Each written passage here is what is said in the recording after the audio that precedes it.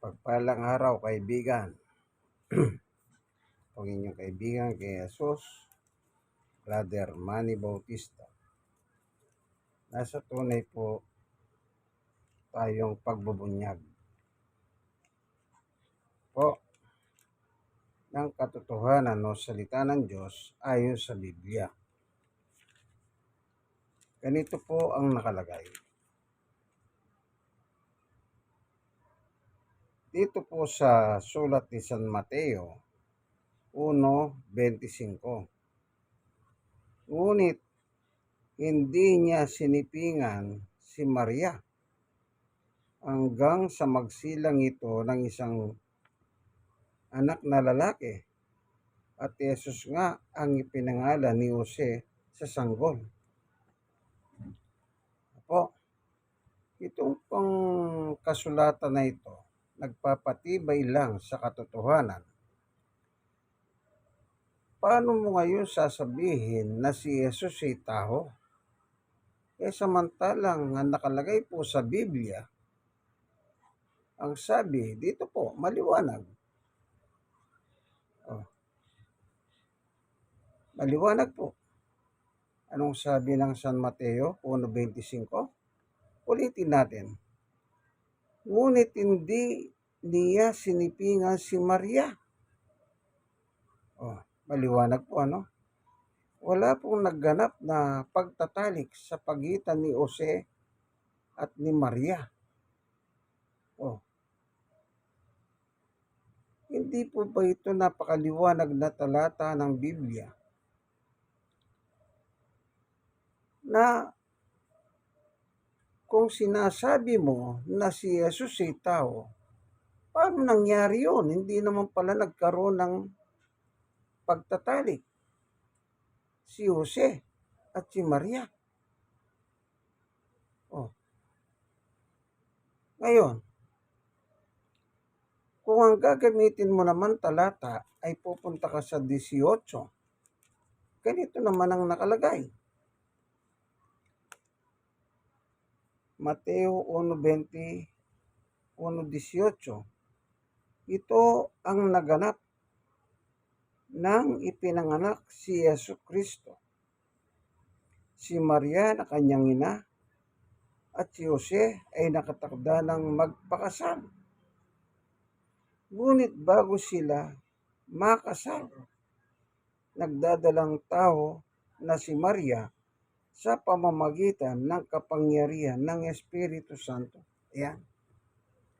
Ito po yung ginagamit nilang Bible verse na si Maria daw ay nagdadalang tao. Sabi pa nila sa kanilang pamimiloso po wala naman nakalagay dyan na si Maria nagdadalang Diyos. Kundi ang nakalagay nga naman, si Maria nagdadalang tao. Di ibig sabihin po magkasalungat itong dalawang talatang ito. Kung ipipilit mo na si Maria ay nagdadalang tao, sa katotohanan po, si Jesus po, wala siyang similya ng galing kay Jose at kay Maria.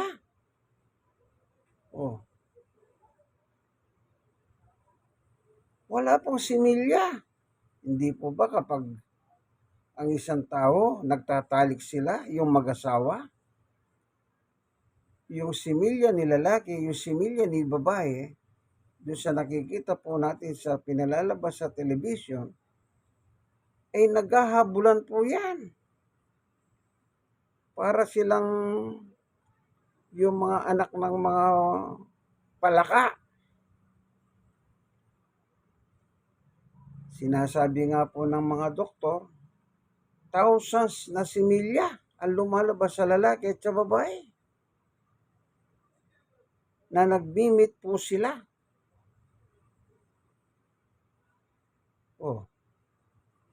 At doon sa matres ng babae, yung isang similya lang ng lalaki at isang babae, pag nagsama po yan, yun, mabubuo po yung baby. sa sinapupunan ng tao, ng babae. Oh. Pero yung kay Jesus po, walang similyang nangyari. Oh, paano mo ngayon? Di gagamitin mong talata ito. Di lalabas, magkakontra na yan. Hindi naman po magkakontra ang aral ng Biblia. Oh. Kanya lang, sa kawalan ng unawa, yan nga po ang ginagawa nila. Ipipilit at ipipilit nila. Oh. Maliwanag po sa 25, hindi nagsiping itong Maria at Jose. Ngayon, para sa ikaliliwanag po ng talatang ito, para sa ikaliliwanag, ano po, meron po tayong babasahin.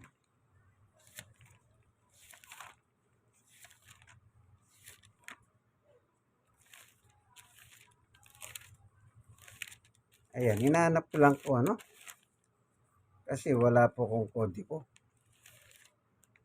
o outline.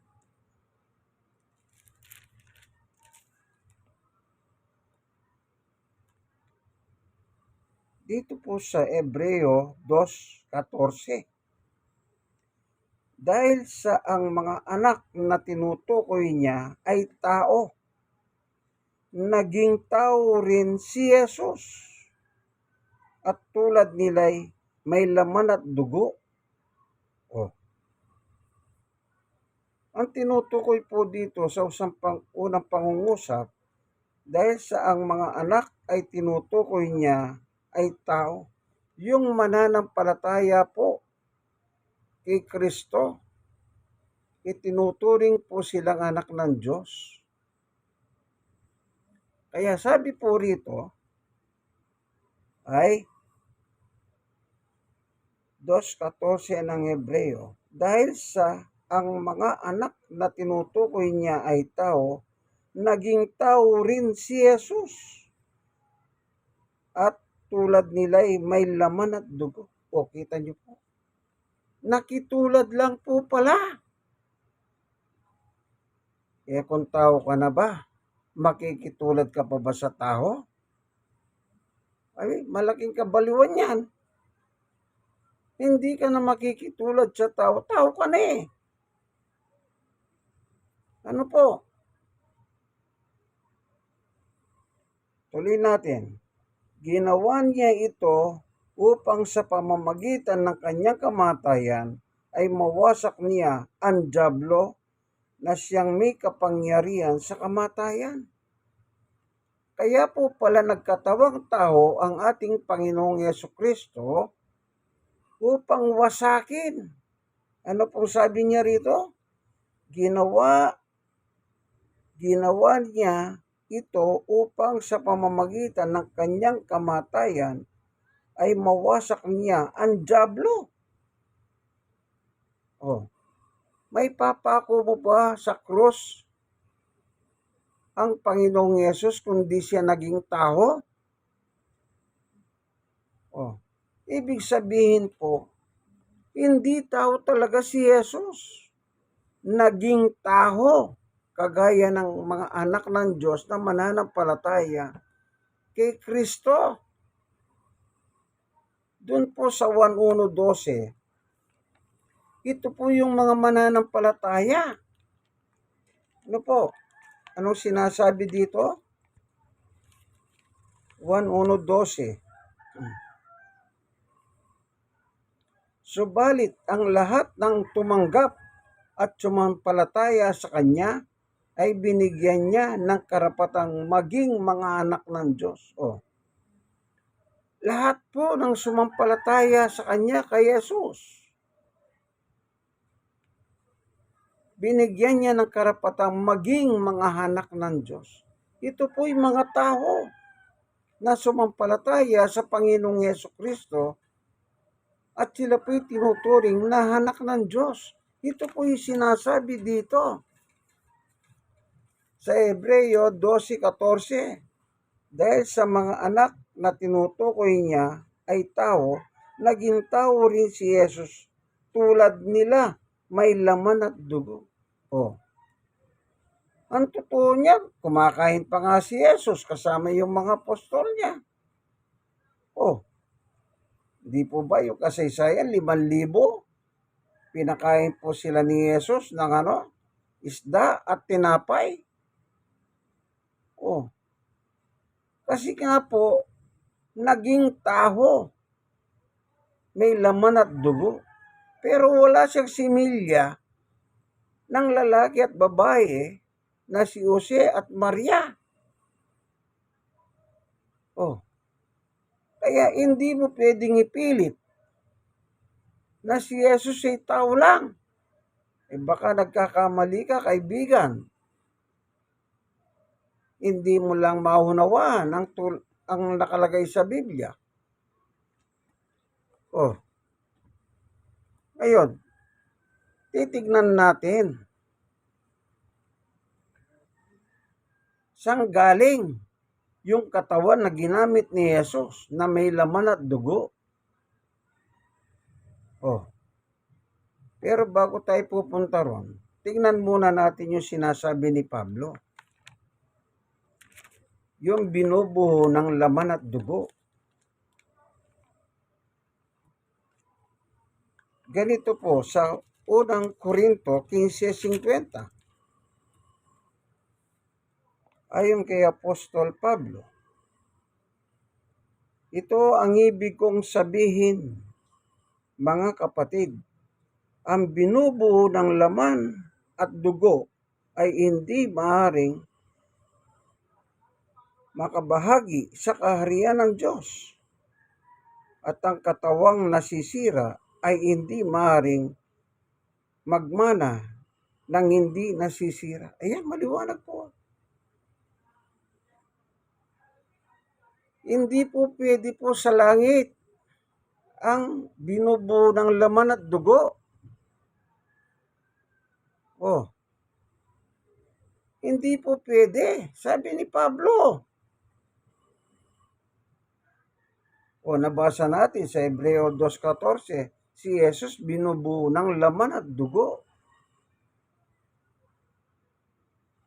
Oh. Tignan pa natin ang isang talata. Anong sabi ni Jesus? 6:38. Ganito po nakasulat.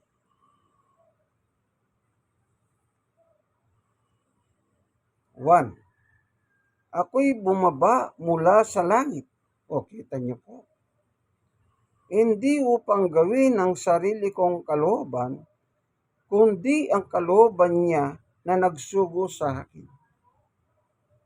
Anong sabi ng Panginoong Yesus? Bumaba ako mula sa langit. Eh sabi ni Pablo, yung binubuo ng laman at dugo, hindi po pwede sa langit. Oh, paano na yan?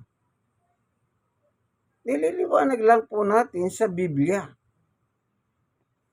Yung binubuo ng laman at dugo, hindi po pwede sa langit ang ganyan. Kasi ang langit po, tirahan ng mga spiritual world. Mga espiritu, gaya ng Diyos. Espiritu siya, 1:4-24. Eh di lalabas si Jesus pala sa langit. Siya ay espiritu. Ay, opo, wala siyang laman at dugo. Ngayon ipipilit mo, tao siya. Ay ba, kaibigan, baka nabibigla ka. Galing ako sa langit. Sabi ni Jesus, bumaba ako. Oh. Eh sabi ni Pablo, yung laman at dugo, hindi pwede sa langit. Hindi magkakontra-kontra na yan. Hindi po. Yung katawan ni Jesus, ito yung pinagmulan. Hindi sa similya ni Jose at Maria. Kaya hindi nga po sila hindi nga sinipingan ni Jose si Maria eh. Oh. Nakabasa ka lang sa Mateo 1:18, siya'y nagdadalang tao. Oh, tapos sasabihin niyo pa, hindi naman siya nagdadalang Diyos. O isang ano niyo pa yan, banat pa ninyo yan. Hindi Diyos si Jesus. Tagalangit siya. Kung ang Diyos sa langit ay Diyos, naturalmente. Gamitin niyo po ang inyong utak. Kasama niyan Diyos sa langit, hindi Diyos si Jesus. Ipipilit mo, hindi Diyos. Oh. Sinong paniniwalaan ko? Kayo ng mga Antikristo o si Biblia? Siyempre, sa Biblia po ako. Oh. Saan ba nanggaling yung laman at dugo na katawan ni Jesus? Si Jesus po mismo ang nagsabi kung saan galing yung kanyang laman at dugo na kanyang katawan. O babasahin ko po. Hebreo. Ito po. Sa Hebreo chapter 10, 5-6. Dahil diyan, nang si Kristo'y naparito sa daigdig, sinabi niya sa Diyos. So, kita niyo po. Ito po yung sinasabi ni Jesus, bumaba ako mula sa langit. Oh, saan bumaba si Jesus? Dito po sa daigdig natin. Kasi yung daigdig, lugar ng tao. Si Jesus naman, hindi po taga-daigdig. Taga-langit siya. Oh. Ito po, maliwanag po. Ulitin ko. Dahil diyan na si Kristo'y naparito sa daigdig, sinabi niya sa Diyos, ang mga panghalay, pati mga andog at mga hayop na andang sunugin, hindi mo nahibig sa dambana dalhin. Hindi mo kinalugdan ang mga handog na sinusunog at ang mga andog upang pawiin ang kasalanan. Kaya't inianda mo ang aking katawan. Inianda mo ang aking katawan upang maging handog. Yan. Galing po pala sa Diyos yung katawan ni Jesus na binubuo ng laman at dugo. Kaya ko po sinasabing binubuo ng laman at dugo kasi po kumakain naman si Jesus nung nasa lupa po siya. Kasamang mga halaga. Sabi ko nga po, nagpakain pa siya ng 5,000 ng isda at ng tinapay. Sumobra pa nga eh. Oh. Nagpasting pa siya. Oh. Kaya wag po kayong ma-conscious Magbasa po kayo ng Biblia. Huwag po kayong magpauto sa mga ministrong nagsasabi na si Jesus hindi Diyos kundi tao lamang. Maling-mali talaga yan. Ay, antikristo po sila. Kinakalaban nila mismo ang Panginoong Jesucristo, ang anak ng Diyos na buhay. Anong sabi ng Panginoong Yesus? Bumaba ako mula sa langit. Hindi niya sinabing kung ano-ano eh. Galing sa langit siya. Oh. Yung kanya po palang katawan, ang naganda, ang Diyos. Sino nagsabi? Si Jesus mismo. Oh, ulitin natin Hebreo 10:5-6. Dahil diyan, nang si Kristo'y naparito sa daigdig, sinabi niya sa Diyos. Oh, sino nagsabi sa Diyos? Si Jesus. Kasi po, yung mga handog nung araw, para matanggal ang kasalanan nila, hindi na po nagustuhan ng Diyos ang ginagawa ng mga tao noon. Kaya sabi niya, ihanda mo ang aking katawan upang maging handog. Yun po yung ipinako sa krus. Oh, May papako mo ba sa krus si Jesus kung wala siyang laman at dugo? Mag-isip ka, kaibigan. May papako mo ba yon? Kung hindi siya nilahanan ng Diyos ng isang katawan na iniling ni Jesus sa Diyos. Anong sabi niya? Kaya tinihanda mo ang aking katawan upang maging handog ko.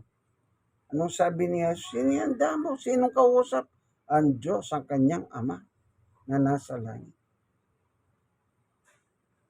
Kasi po, hindi na po tinatanggap ng Diyos ang mga sinusunog, ino-offer ng mga hayop para sila mapatawad. Kaya pinadala dito para po tayo iligtas na mga tao makasalanan. Siya po ang pamalit. Kaya nga sabi po ni Juan Bautista, nung nangangaral si Juan Bautista at nakita niya si Jesus, dito po sa 1:29 ng Juan. Kinabukasan nakita ni Juan si Jesus na lumalapit sa kanya. Sinabi niya, tignan ninyo, siya ang kordero ng Diyos na nag-aalis ng kasalanan ng sanlibutan. Sino po pwedeng magtanggal ng kasalanan ng mga tao makasanlibutan? Tayo po yun. Tayong mga tao. Lahat ng tao. Kahit anong reliyon mo. Pero kung pipilipitin mo ng Biblia para may pilit mong tao at hindi Diyos si Jesus, hindi ka kasali sa kanyang tinubos.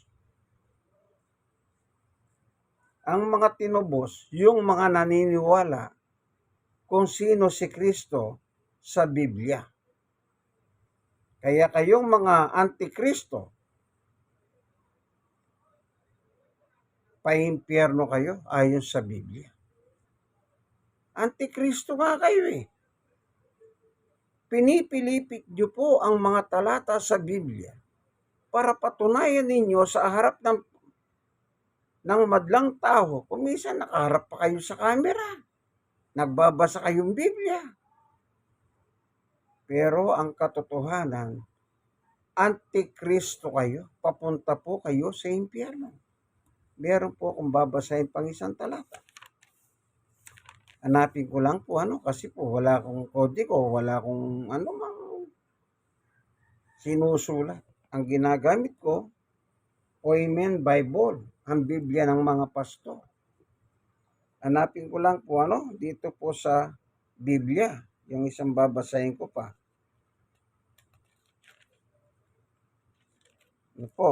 Wag lang tayong magmadali. Kasi po, baka nagmamadali kayo. Tama na yung dahan-dahan. Basta sure ball. Ito po.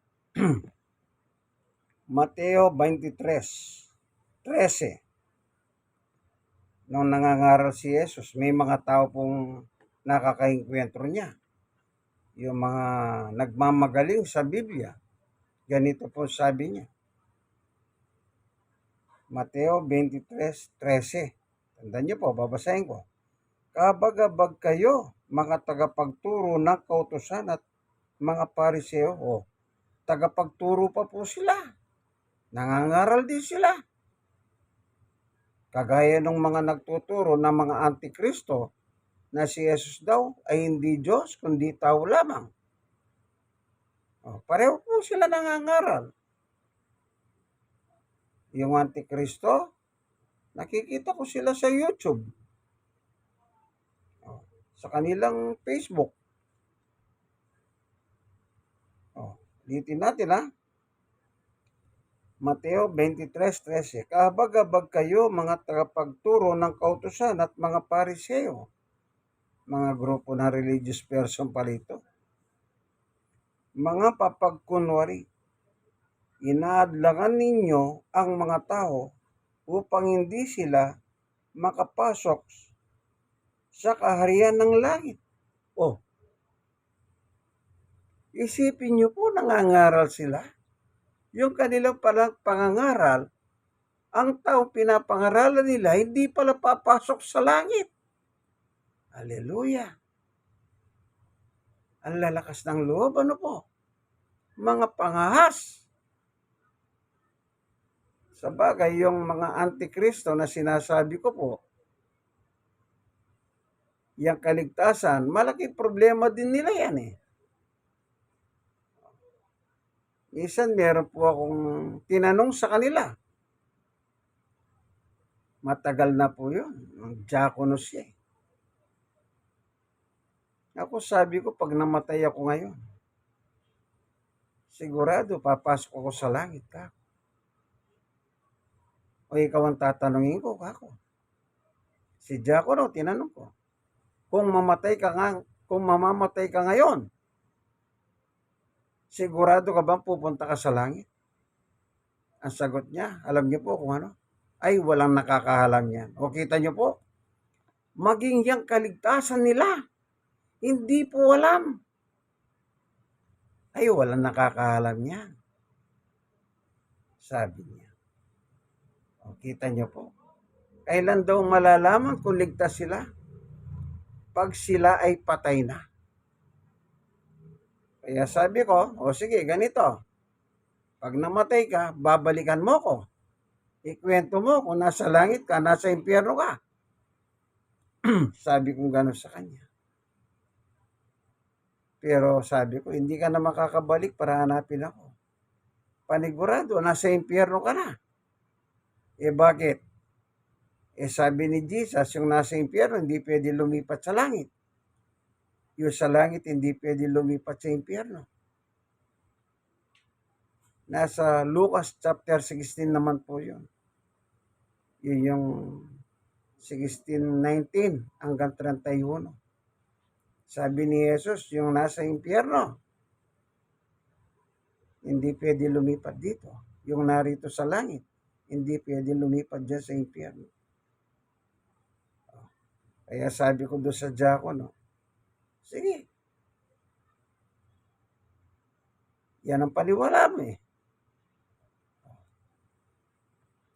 Pero ano sabi ng Biblia po, ng Panginoong Yesus sa mga nangangaral sa panahon na yan, yung tao inaadlangan ninyo para makapasok sa langit.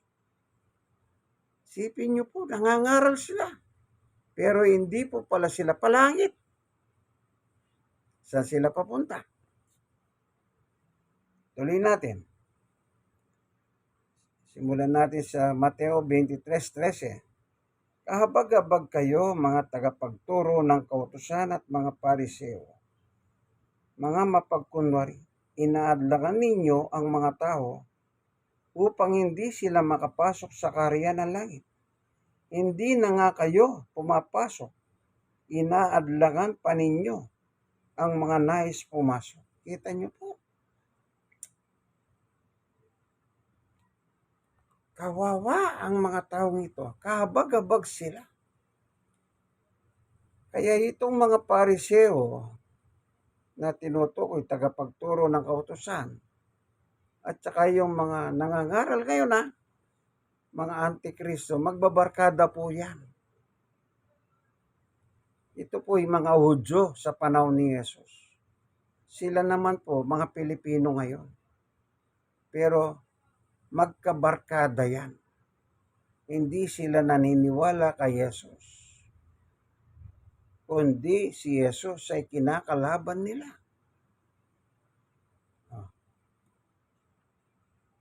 Itong mga Hudyo ito, sila rin po ang nagsabi pa ako sa krus si Jesus.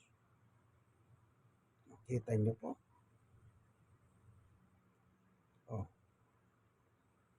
Meron pa po tayong hahanapin. Ano? Idudugtong natin doon. Ito po. Sa Mateo 23:15. Kahabag-habag kayo, mga tagapagturo ng kautusan at mga pariseo, mga papagkunwari. Nilalakbay ninyo karagatan at ginugugol at ginagalugad ang buhok daigdig. Makahikayat lamang kayo kahit isang hentil sa pananampalatayang Hudyo. Ngunit kapag ito'y nahikayat na, ginagawa ninyo siyang masaul pa. at lalong dapat parusahan sa impyerno kaysa inyo. Talagang pa-impyerno po sila. Yung mga nagtuturo at saka yung tinuturuan. Yun naman po yung nakalagay doon sa, tignan po natin ano.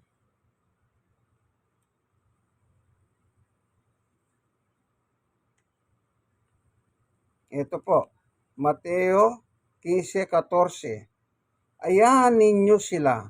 Sila'y mga bulag na tagahakay ng mga bulag, at kapag bulag ang umahakay sa kapwa bulag, pareho silang mauulog sa hukay. Yun na po.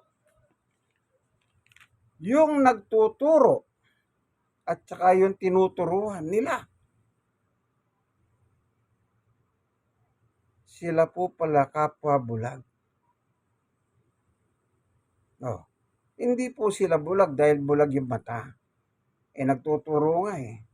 Ibig sabihin po ng Panginoong Yesus, bulag sila sa katotohanan. Natatakpan. Bulag. Ngayon, sino ang bumulag? Sa kanila. Hanapin lang po natin. Kung mapapasin ninyo, bawat binabanggit ko po, nagbabasa ako ng Biblia.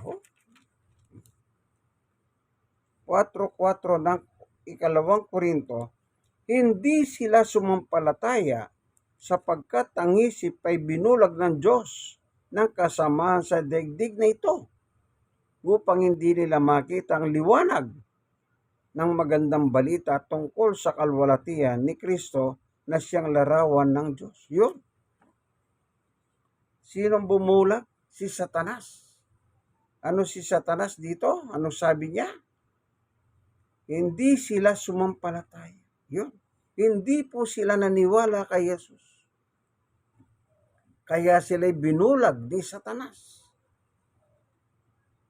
Yung Antikristo ngayon at saka yung mga eskriba, marunong sa kasulatan, pareho po silang binulag ni Satanas. Bakit po? Nandun na po si Satanas sa panahon na yun at nandito pa rin sa panahon natin ngayon. Gala-gala dito sa lupa, naghahanap siya ng mabibiktima. Sabi po ni Apostol Pedro yan. Pagala-gala. Naghahanap ng kanyang mabiktima. Ito po, basahin natin ano. Sa 5.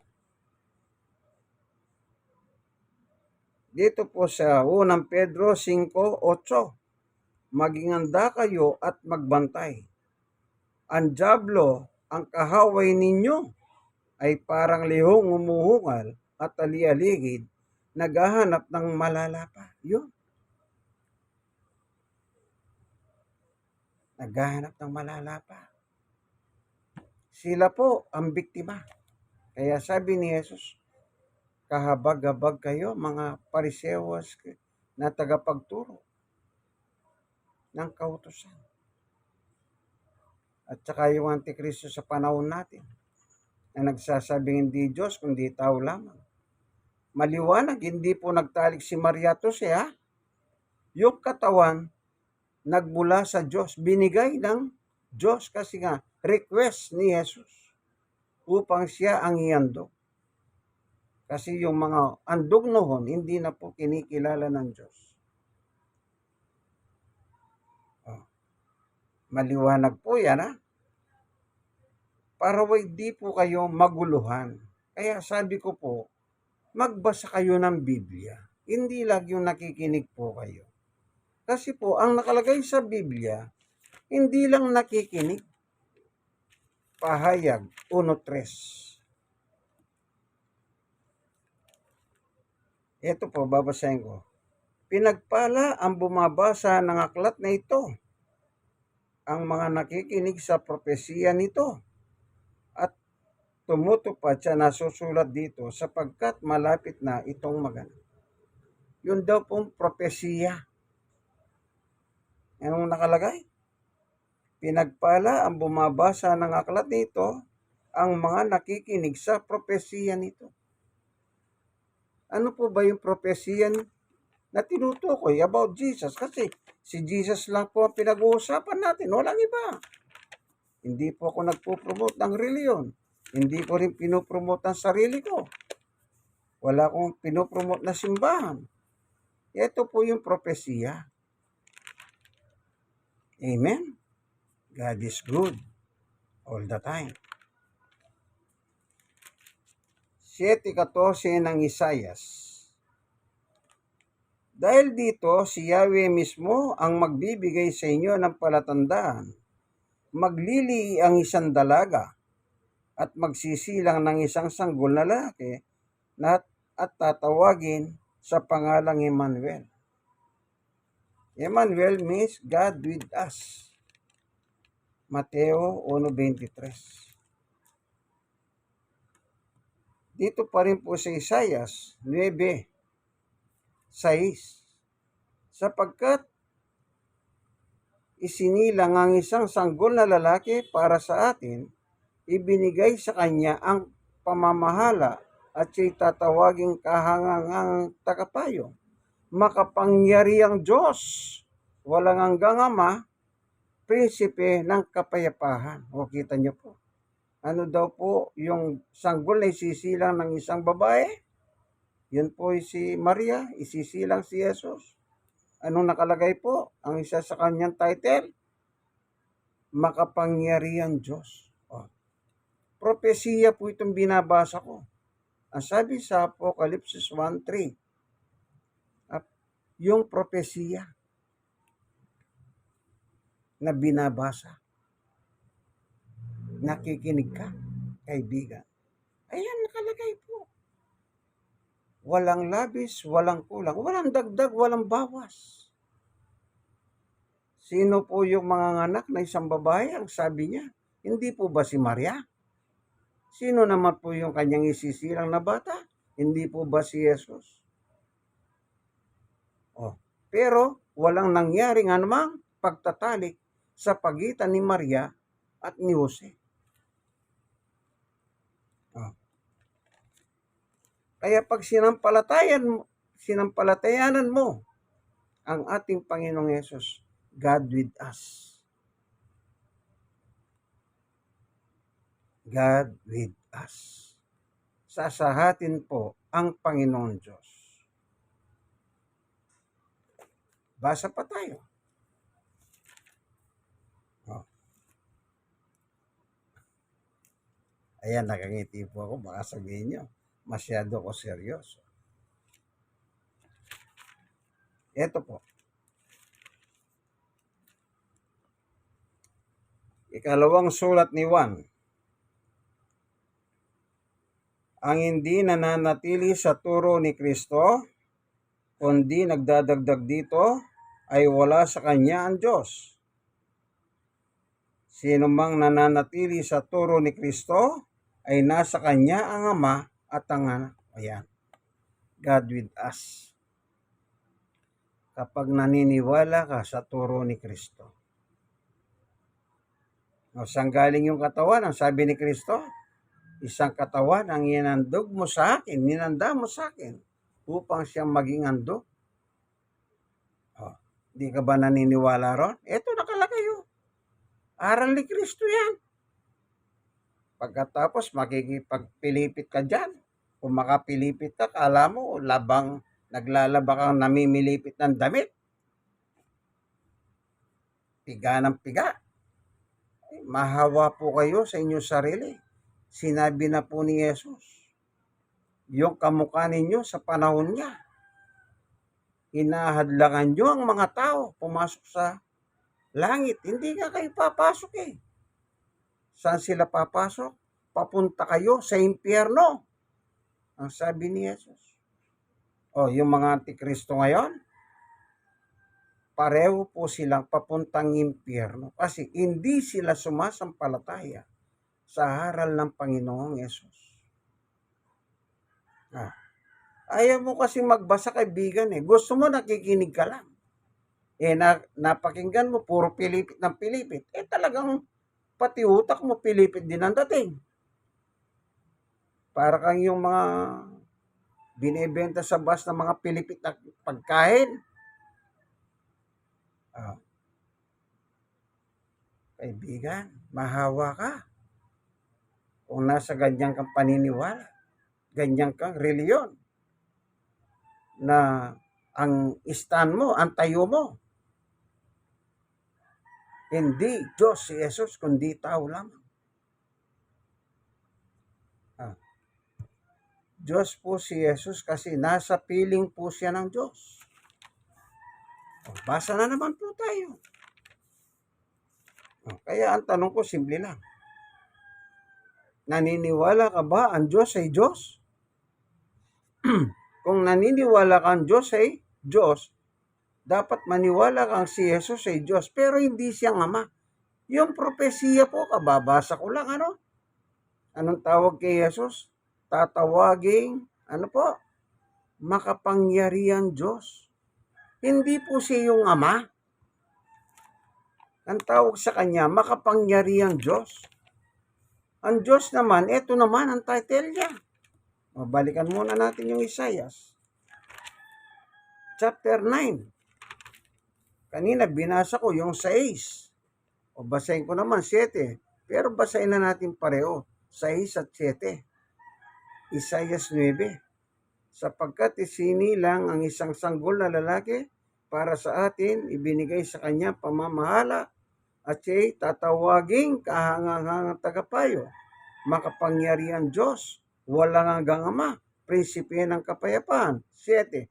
Magiging malawak ang kanyang kapangyarihan at walang katapusan. Kapayapaan ang ipagkakaloob sa trono ni David at sa kanyang kaharian. Itatatag ito at pamamahalahan na may katarungan at katwiran mula sa ngayon at magpakailanman. Isasagawa ito ni Yahweh na makapangyarihan sa lahat. Si Yahweh po makapangyarihan sa lahat. Si Jesus naman makapangyarihan Diyos. Magkaiba po sila. Dalawa sila, magtatay po sila. Yan din po sinasabi ni Jesus. Magkasama sila sa langit. Tandaan nyo, bumaba si Jesus sa langit. Sabi niya, sa 17 ng 1. Pagkasabi ni Jesus ang mga ito, tumingala siya sa langit at kanyang sinabi, Ama, dumating na ang oras, walatiin mo ang iyong anak upang walatiin kanya. Verse 1 po yan, 1:17:1. Sa verse 5, kaya Ama, ipagkaloob mo sa akin ngayon sa iyong harapan, ang kalwalatian taglay ko sa piling mo bago palikahin ang sanlibutan. Nasaan si Jesus? Sa piling ng kanyang Ama sa langit. In Christ alone. Tandaan niyo po yan. Ayan po. Ayan. Tandaan niyo po, kaibigan. Maniwala po kayo. Hindi kayo maliligaw. Amen po ba? Siyempre naman, amen. Ngayon, napag-aralan po natin. Saan galing yung katawan ni Jesus na mayroong laman at dugo?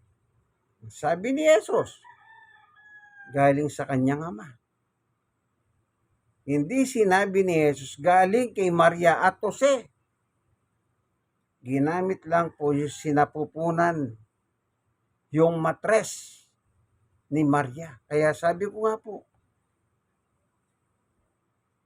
ang mga doktor, pinanonood sa mga TV, kapag po nagtalik yung mag-asawa, yung kanila similya, libo-libo pong similya, nag-aabulan po sila.